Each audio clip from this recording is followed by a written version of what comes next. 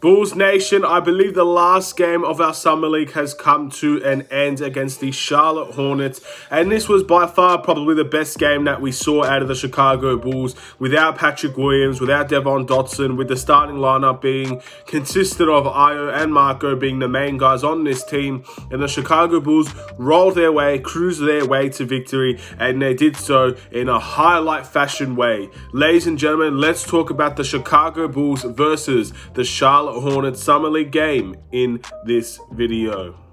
Let's do it.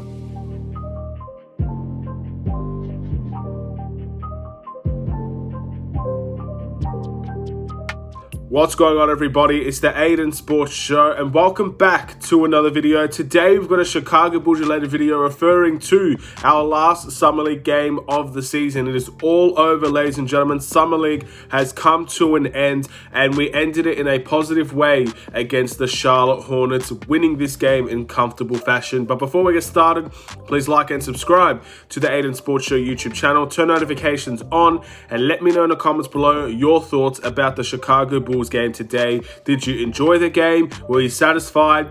Overall, this was a very, very good highlight performance from the Chicago Bulls. So it's a good one to go out on for sure. In the end, it was a very positive result, and I think we all did very, very well in this game.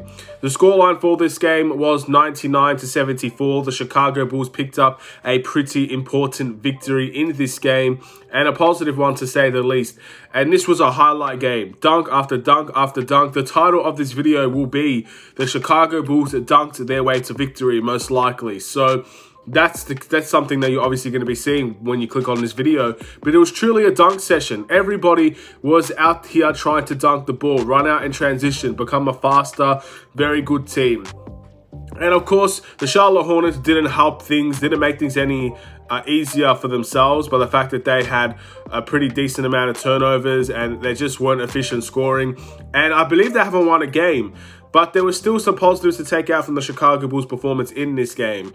This felt like enemy territory when it came to this game. As soon as LiAngelo Ball touched the ball, he ended up getting cheered, and anytime something bad happened to LiAngelo Ball, they started booing the Chicago Bulls. So it felt like an away game. It felt like we were in enemy territory, and it felt like there were a little bit of a bias going on in the fans, and that's okay. LiAngelo Ball is a very hot topic of discussion, and at the end of the day, he's performing decently for the Charlotte Hornets, and I think he does deserve a contract in the NBA from his Summer League performances overall.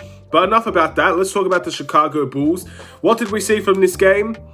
Again, very similar things. Good defense. We ran out in transition. The Hornets did not come back on defense at all, really, at times. It seemed like it was always a wide open dunk for the Chicago Bulls. More often than not, we killed them in transition, and it looked like they gave up in the second half, to be honest. It looked like they didn't want to be there. It looked like there was no communication, no desire to really fight back when they were being beaten. And that is something that we took advantage of, and we performed with some positive highlight plays. Of course, you want to see Marco and Ayo, the Chicago Bulls players, perform well, and they both did perform well in my opinion. And I'm very happy with how they have progressed throughout this entirety of the Summer League. When Patrick Williams and Devon Dotson both were out, we needed players to step up to the occasion, and we've seen both of those players, now it's their team pretty much, rise to the occasion. You saw very good performances from players like, again, Jalen Adams. You saw Jerome Robertson finally step up. I think this was a good game for him. Tyler Bay, good game for him. Ethan Thompson got 9 points as well. Simic played well. And Troy Baxter was a highlight player for sure. So pretty all-around solid performances for today.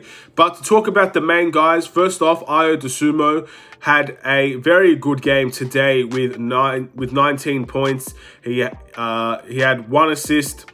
He didn't have a rebound, which is pretty interesting as well. And of course, he did have a couple of turnovers. The points, again, he was always on the fast break. He was definitely the one that leading the fast break, getting the open dunk, slashing to the basket, these types of things. And that's what he's good at. And again, he said it himself. Ayo Dosunmu said it himself. This Summer League experience has told him what to work on and what he's good at. And that's gonna show at the NBA level as well. Ayo is going to be a fantastic cutting to the player cutting to the basket, rim running player. He's going to be a very effective player in that area. He's going to be someone that's going to be very good as an off-ball guard, while also having the ability to play a little bit of combo guard and do that effectively as well. That's what Ayo Dosunmu's role going to be on the Chicago Bulls more often than not. And that's going to be where he's going to be the most effective. I think Billy Donovan can really work with a player like this because he's a willing defender. He's going to make sure that he is going to give everything on a defensive end, and he's also going to run out in transition, and that's going to help the Chicago Bulls when we have multiple styles to play. That's going to become diverse and difficult to guard when you have a lot of players doing that. When you have players like Caruso, even to an extent Lonzo, Kobe White, Zach LaVine, all these players running to the rim, it's going to be hard to stop, and Ayo fits right into that in my opinion. Marko Simic had 10 points, 4 rebounds, he had 1 steal, 1 block, and he did not have a turnover in today's game either. So there you go. The second consecutive game where Marko Simic did not have a turnover. He only played 16 minutes today. Of course, when you have other centers that are just performing out of their minds with highlight plays, Marko was the odd one out in today's game. But being the odd one out, scoring 10 points in the game, very early in the game as well, he had a very good start to the game, and I was very impressed with that. He's also going to be a Chicago Bulls player. He's going to be a bench player. I'm not sure about the minutes he'll get. That's something we're going to wait and see, because there are rumors around that we are going for plays in his position. And if that's the case, Marko might not get the extreme amount of game time that we're thinking he's going to get. However, he's going to be someone that I believe the Chicago Bulls can also work with. Billy Donovan can definitely work with a player like this that is very diverse in how he wants to score the ball. And he's very good in the paint. Some of the players have been very much praising the way that he slashes to the basket off of a pick and roll. And that's exactly what you want to see. You want to see a center that is taller than most other guards, most other forwards in the league. Sometimes he'll play center, sometimes he'll play forward. You want to see those mismatches. You want to see us take advantage of those mismatches. And the way that he uses the pick and roll will be a positive way, in my opinion, to get us some easy shots in the paint. And again, that's where I see we're going to be most effective with this player. Tyler Bay and Jerome Robertson each had 13 points in today's game. This is the first performance I've seen Jerome Robertson really have a standout game. Tyler Bay is a highlight player for sure, and he definitely showed out in today's game with those 13 points. Ethan Thompson had 9 points today. Simi had 9 points today.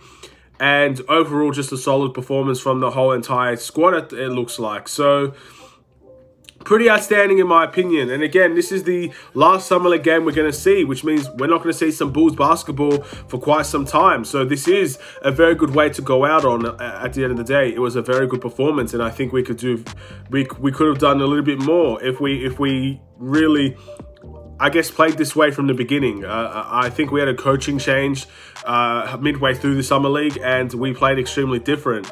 And maybe things could have ended up being different if we played better. But overall, it looks like the Celtics and the Kings are going to be the team to face each other for the Summer League Championship. And I guess that's where things are going to go from here, it looks like. So good luck to the Celtics and good luck to the Kings. Hopefully it's going to be a good game. And our Summer League experience is now over. And it was a good one. I really think it was a good one. Again, performances-wise, we had some really shocking performances. Again, the game against the Memphis Grizzlies was one that stood out for us. Obviously, the first game against the Pelicans was pretty bad as well. Timberwolves wasn't great either. So, yeah, there was performances there that not to be proud of, but there were some good performances here as well. Again, this game was a pretty outstanding one to watch. The Spurs comeback was a pretty good one to watch. And again, it was a joyous occasion at times, but these players are here and they are here to improve their skills, to get better every single day. And the Summer League gives them an avenue of fully competitive games to try and get better in. And B, to secure contracts for those players who don't have contracts at the NBA level. Again, players like Spellman, for example, I don't believe he has a contract at the NBA level. And unfortunately, he didn't really have a terrific game here. But he's here to try and get an NBA contract. That's what he wants. He wants to be given a chance. And this is what the Summer League is all about for those players, so they can get an opportunity and get a chance to perform. And those are the two things that make the Summer League so important and so valuable for players. So I'm very happy the Summer League did come around this year. I'm very happy players like Patrick Williams got to see a bit of Summer League and have a fantastic ride at that at best. Devon Dotson had a pretty okay Summer League. Some games were good, some games were poor. His first game was definitely his best. You saw, again, Io, fantastic Summer League, especially the last two games. Marco, pretty consistent Summer League as well. And again, you saw some players that many people might want on this team, like Tyler Bay and Troy Baxter. These are players that, at the end of the day, have been very much talked about by fans that are interested in bringing these players in because of what they can bring. Their athleticism, their ability to dunk, their ability to rim run, their ability to defend. And these are things that people take into consideration as well. I'm sure the Bulls are looking at these things as well. But I'm going to end this video here. There's not really much I want to see left. I don't think we have another game. And if we do, then I guess you all can let me know in the comments below. But I don't think we have another game in the Summer League. We played our 5 games and it was a good time, to say the least. A bit of a short time, but it was a good time. And we're going to move on. We're going to move on to bigger and better things, and hopefully in preseason and regular season, we get to see some of these players back here again, ready to work and ready to give their all to the Chicago Bulls. Thank you for watching. Please like and subscribe if you're new. Hopefully you enjoyed the Summer League experience. I definitely did. One to remember, in my opinion, and we'll see how things go. And again, if Patrick Williams becomes an incredible player, a superstar this season, you can give credit to that Summer League performances that he's had to kind of build that into him. So again, Summer League is important. It may not be seen as the most exciting event. Many people won't really pay attention to the Summer League. Many people ignore the Summer League. But trust me, the superstars of tomorrow perform in the Summer League. They play in the Summer League, and that's how they get their ability to become superstars. Don't discredit the Summer League and what it can do for a player, and let's see if any of our players will improve because of this experience. Stay safe, stay healthy, stay tuned for more. Take care, and peace.